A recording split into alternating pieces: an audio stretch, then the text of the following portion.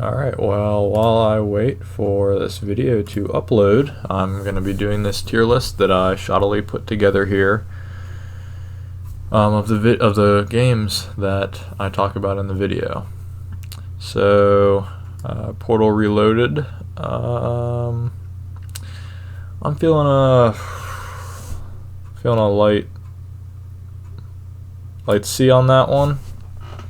It was solid for a mod. It passed the time, and it was kind of interesting. Although I was hoping for a bit of a stronger plot, and it was kind of teasing at something at the end there, but then it totally backed off. I was a little disappointing, but it was solid. Mr. Shifty, we'll also put that in the C tier. I mean, it was solid, but it was quite samey for most of its playtime, and it didn't blow me away. Spelunky, let's put that in the B tier because it was pretty good. I mean, it if you've played any platformer, then nothing in Spelunky is really that new, but it covers all the bases pretty well, and it is a very good game to play casually while listening to other things. Now here we go, the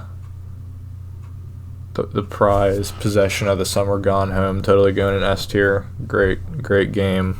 Obviously I talk about it in the video, but it's exquisite. One of the best games I've ever played. Even you would think that many of its innovations 8 years later wouldn't seem as novel. I mean, I've already played things like Firewatch and stuff like that before playing Gone Home, but still, I mean, even the innovators usually stand the test of time because even though they're doing new things better than their later imitators. So I mean, just look at Half-Life. The Unfinished Swan, we'll put that in A tier. Not quite S tier. Like I mentioned in the video, I have a few problems with the later parts of the game. Not big problems, just kind of minor quibbles with it.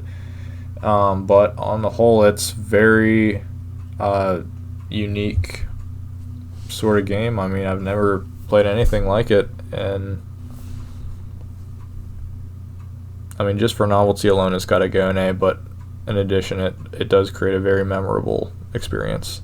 Cluster Truck, it might as well go in D. I mean, it's fine, but it's quite slight. It's not much. I had a little bit of fun with it for a couple hours, but I mean, even then I was getting a bit bored by the end. Florence, probably put that in B tier. It was pretty good. I mean, relatively straightforward. I went in pretty much spoiled for the whole thing, but still, it was pleasant to see it unfold, and I really enjoyed the way the interactivity was melded with the actual plot.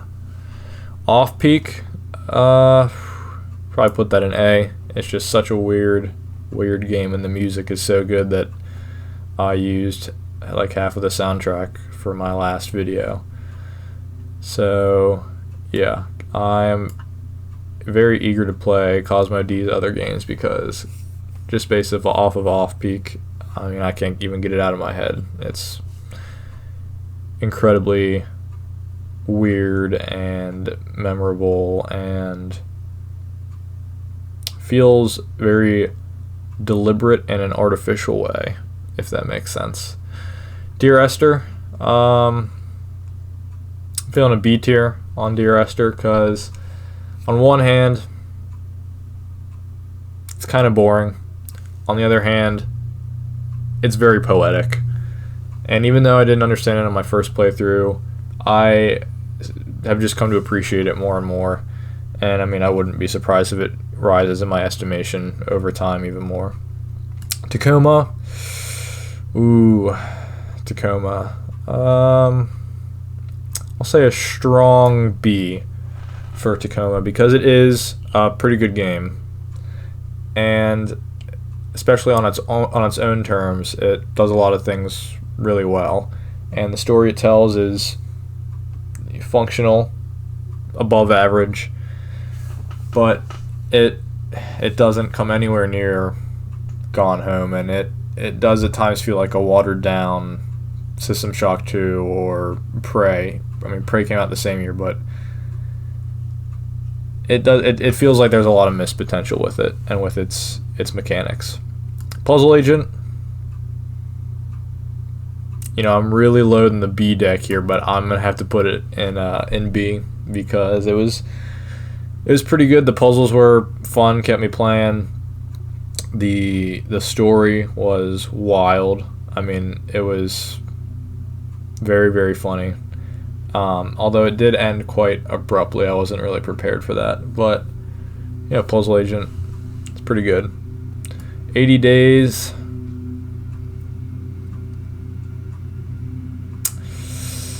I guess I'll put it in B. I'm really making a phallic object out of this tier list, but 80 Days, I'm sure if I played it a few more times I would like it even more, but the writing is very good, especially for a video game.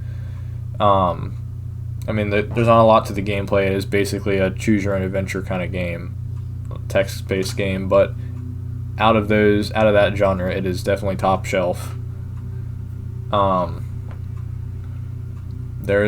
Just in my one playthrough, I had very, very interesting journey involving mutinies and crashing zeppelins and a desperate rush across South America. So, very, very solid game. Very solid game. So, I hope you enjoyed the video then, and this bonus video.